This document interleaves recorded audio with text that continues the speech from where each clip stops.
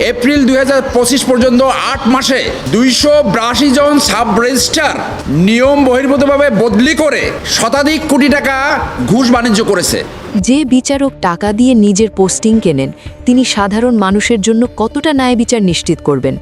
চোখ বন্ধ করে একবার ভাবুন, ক্ষমতার মসনদে বসা মানুষগুলো কি সত্যি নিরপেক্ষ ছিল, নাকি পর্দার আড়ালে চলছিল অন্য এক কুৎসিত খেলা? আজকের এই বিশেষ প্রতিবেদনে আমরা উন্মোচন করব সেই অন্ধকার অধ্যায়, যেখানে তথাকথিত সুশীল মুখোশগুলো একের পর এক খসে পড়ছে। প্রবাদ আছে, পাপ বাপকেও ছাড়ে না। 2024-এর গণ অভ্যুত্থান পরবর্তী 2026 সালের আজকের বাস্তবতায় সেই কথাটাই যেন নির্মম সত্য হয়ে ধরা দিচ্ছে। যারা ছাত্র জনতার রক্তের ওপর দাঁড়িয়ে সততার বুলি আউড়ে ক্ষমতায় এসেছিলেন, আজ তাদের বিরুদ্ধেই উঠেছে বিচার ব্যবস্থাকে বিক্রির হাটে পরিণত করার অভিযোগ।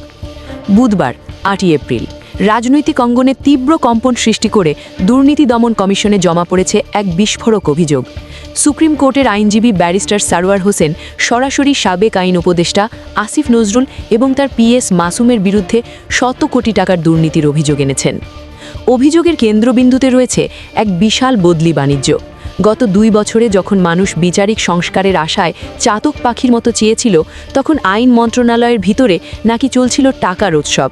কোনো নীতিমালা ছাড়াই 286 জন সাব রেজিস্ট্রারকে বদলি করা হয়েছে, যেখানে প্রতি ধাপে লেনদেন হয়েছে কোটি কোটি টাকা।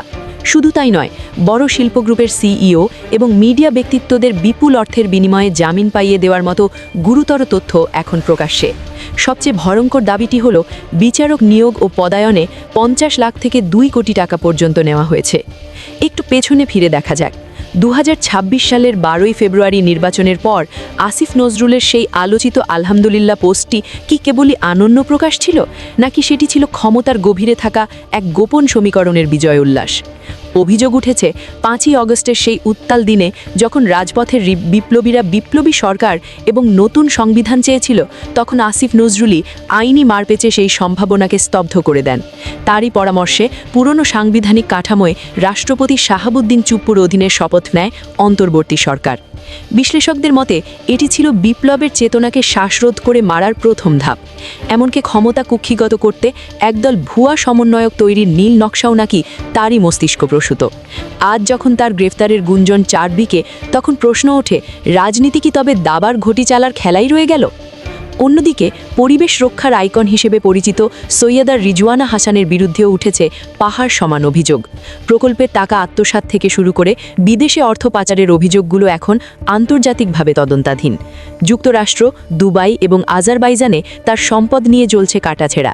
সবচেয়ে বিতর্কিত বিষয় হয়ে দাঁড়িয়েছে তার সাম্প্রতিক এক সাক্ষাৎকার, যেখানে তিনি স্বীকার করেছেন একটা নির্দিষ্ট রাজনৈতিক দলকে মূল ধারায় আসতে বাধা দেওয়া হয়েছে। এই স্বীকারোক্তি কি 12ই ফেব্রুয়ারির নির্বাচনের নিরপেক্ষতাকে সরাসরি কাঠগড়ায় দাঁড় করিয়ে দেয় না? ক্ষমতা চিরস্থায়ী নয়। যারা শহীদদের লাশের ওপর দাঁড়িয়ে নিজেদের আখের গুছিয়েছে, তাদের পতনও হয় করুণ। আজ যখন চারদিকে কর্মফলের দীর্ঘশ্বাস, তখন জাতির সামনে একটাই প্রশ্ন, বিপ্লবের চেতনার সাথে কি তবে চূড়ান্ত বিশ্বাসঘাতকতা করা হলো?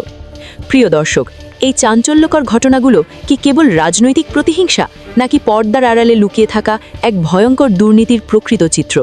বিপ্লবের নামে যারা ধোঁকাবাজি করেছে, তাদের কি দৃষ্টান্তমূলক শাস্তি হওয়া উচিত? আপনার মূল্যবান মতামত আমাদের কমেন্টে জানান।